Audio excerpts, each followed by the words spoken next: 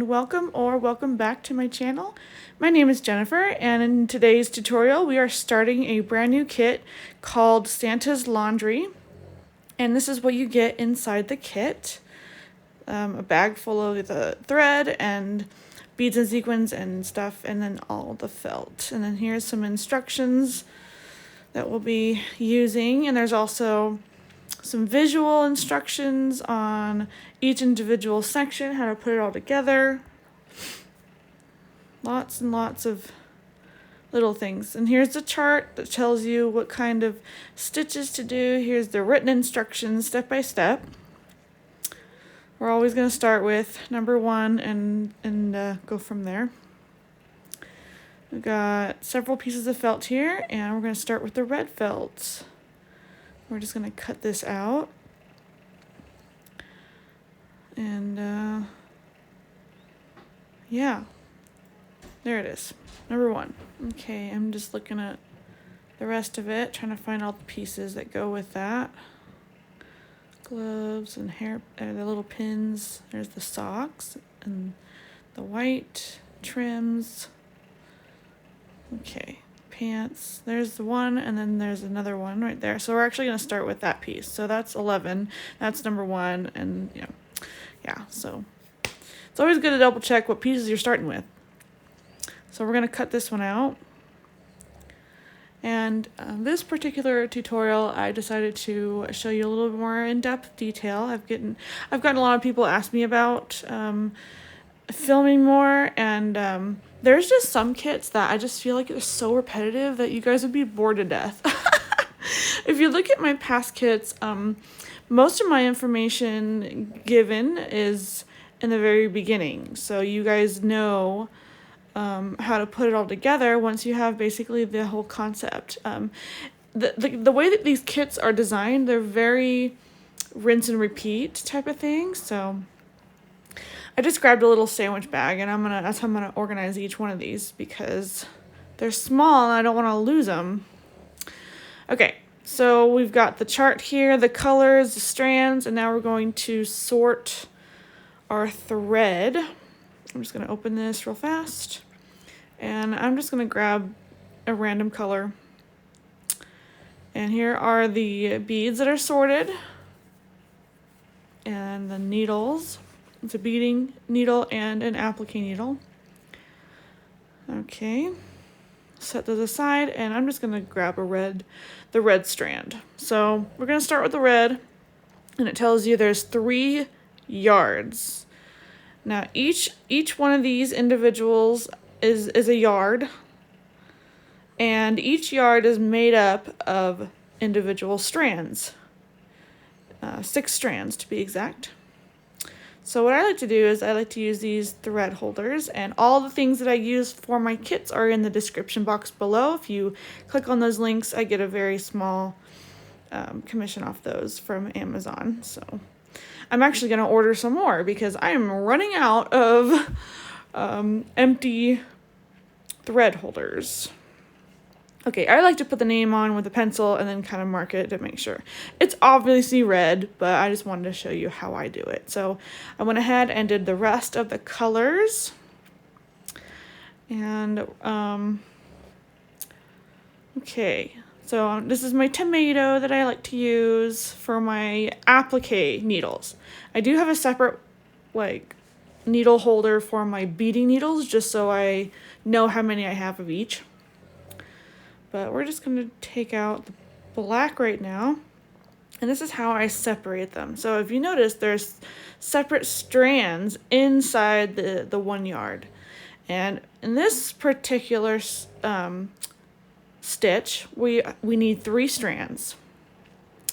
We need 3 strands for the back stitch. So I took them out individually first, and then I lined them up. If you try to do more than 1 strand, like if you try to separate more than 1, you will get knots. I'm telling you right now from experience. So make sure that if you are doing more than 1, then you separate them individually first.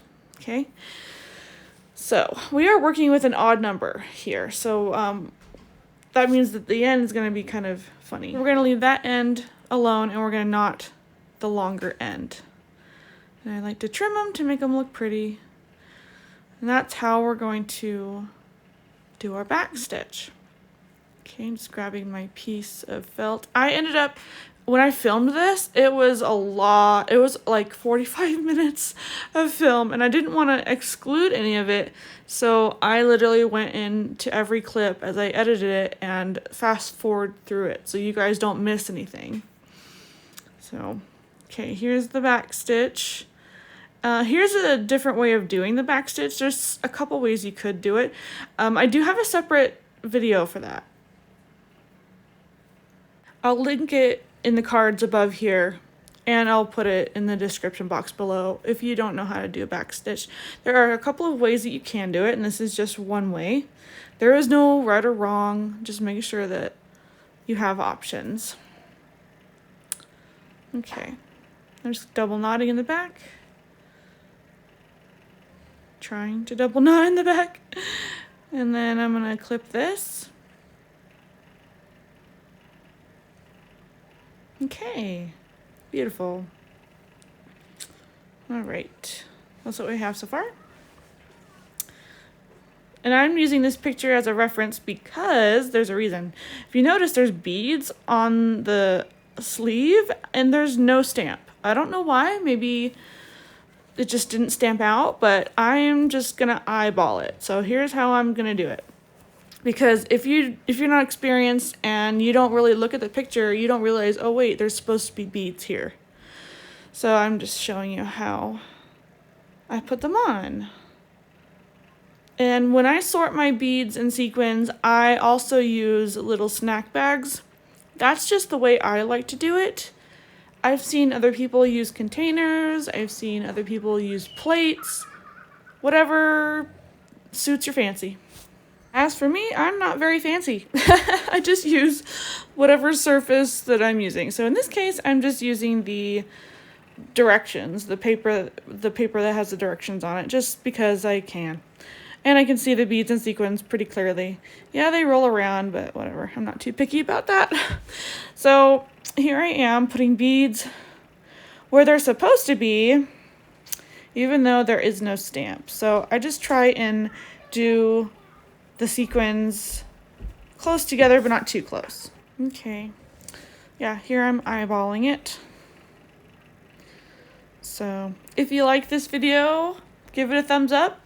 Really appreciate that. It lets YouTube know that you like this video and it will recommend it to other people. If you like crafts, Bucilla, embroidery, vlogs, I do all of it. Go ahead and subscribe to my channel if you haven't subscribed yet. I post a video once a week and every Saturday. So okay, I think we're able to fit as many as we can on the sleeve. And this is the same with all the rest of the pieces on the front. So we're doing the exact same thing to basically make the front of the jacket. Okay, so I'm just trying to find the next ones. There they are. And I'm cutting out 2 and 3 right now. I do cut out 4 later, but I was just cutting these out just to cut them out. I don't normally do more than 1 at a time unless I know I'm gonna get it done right then and there. Don't ever cut more than what you're gonna plan on working on, because the chances of you losing pieces go up dramatically. I've seen people pre-cut every single one of their pieces, and I see that and I cringe because, you know, I've got 3 kids running around and a dog that could easily, you know, like bump my workspace or come over and, like, you know, accidentally hit something or something drops on it or whatever, and you could lose a piece, and that's just like a crafter's worst nightmare. When you start a project and then you're missing pieces. Yuck. So when you're doing these projects, make sure you work one at a time. Luckily, I am going to be finishing the jacket in this video, so we'll be good.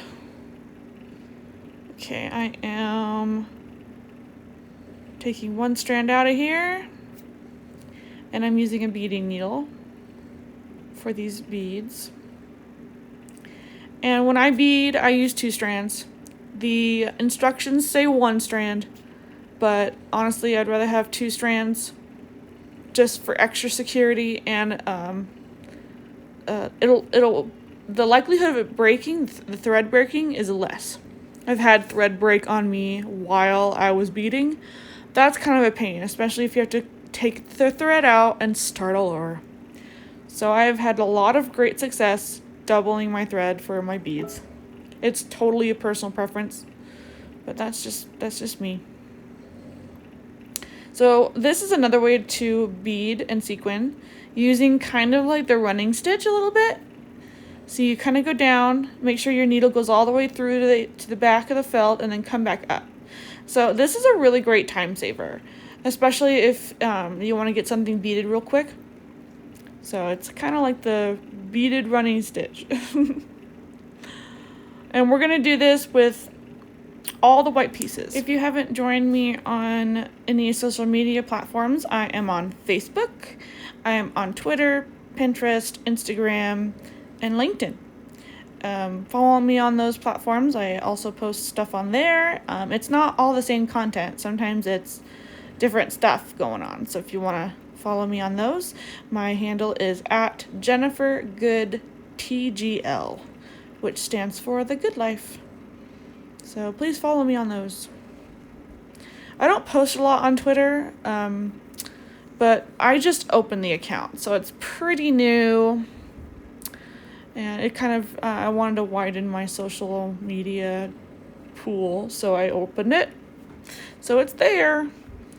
I do post there though, so. Okay, I'm going to do the same thing with the rest, and I skipped ahead and did those off camera because, again, it's like rinse and repeat. I don't want to bore you guys. So we're just going to do the applique stitch. Now, this is with the applique needle, 1 strand of white. So we're always using, when we're appliquing a piece, we're always using the color that's on top. And in this case, felt is white, so we're using white.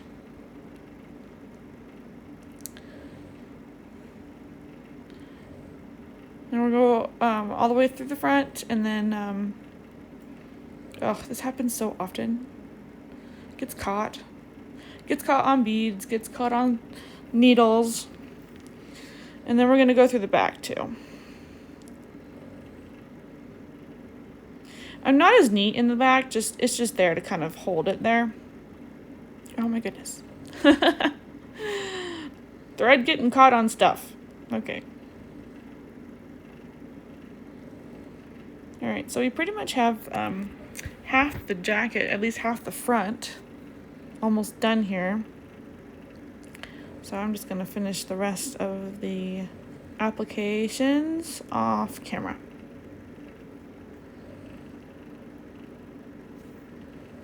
Okay, we are finished with this little piece. And now we're going to do the other side of the jacket. And it's basically the same concept except reversed, right? So it's the other side.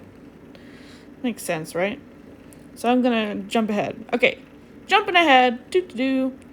Okay, so I started sewing this, and I thought, I want the inside needs to be open a little bit. So I think I went up too far here. So I'm going to take out some of these stitches. And don't be afraid to take out stitches. Be like, oh, I went too far. So I'm actually going to stop at the base of the collar,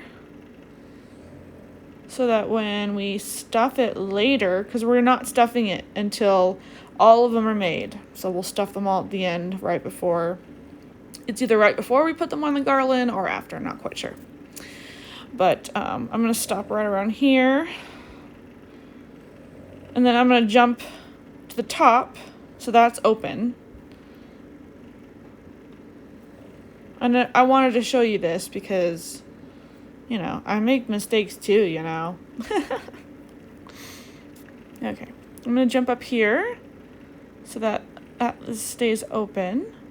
And I'm going to continue the applique stitch. Now, I'm going to actually like, oops, I forgot to cut it. Okay, so I'm going to do red, or not red, I'm going to do white along the collar and then stop when the white felt stops. And then I'm going to switch to red and then follow the red until the white comes and then switch back. So make sure that when you do this, that all of the openings of a normal jacket remain open. So the collar, the end of the sleeve, the bottom, all of those need to be open. So it's almost like you're sewing a garment. Because later on we're going to add some stuffing in to give it some 3D effect.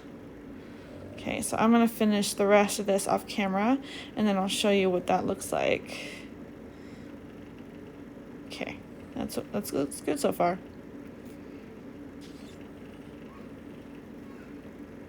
Okay, I managed to finish it. Now we just gotta put the belt on. You know, I was thinking as I was putting this belt on, I'm like, why don't we put the belt on before the backing? And the reason why I'm wondering this is because I'm constantly having to check to make sure I'm not going through to the back because the garment needs to be open inside. So you'd think it'd be a little easier to put the belt on before we assemble the whole jacket. Any comments? Does anybody else feel this way? Has anybody else made this kit? I mean, if it were me, that's probably how I would do it with the steps. So I would have the front completely done, the back completely done, and then put them together. Like it just makes more sense that way, right? I don't know. The things I think about when I make stuff like this, your mind kind of wanders. Okay, so speaking of belt, we're working on the belt buckle, which is huge belt buckle. And I usually applique the outside and then the inside, just so I make sure that the outside matches up, because you can always stitch the inside. The outside needs to be nice and clean. So, yep, and this is not stuffed, it's just 2 pieces of felt put together. And then I knot it, and then instead of clipping it off, I just keep going. So I put it where I need to put it, and then I just use kind of like a tack stitch. I'm really surprised that the belt doesn't have any like bling on it. You'd think Santa would have a blingy belt or something.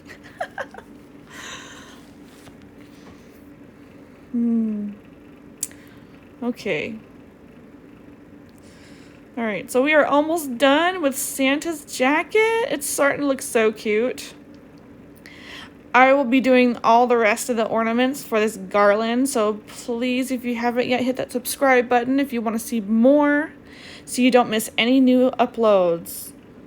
And I would love suggestions of more kits, what you want to see. I've got tons of kits already that I want to do, but I would love to do some that you guys want to see. So there's still a few kits out there that have been requested that I haven't been able to get my hands on yet, so please be patient with me.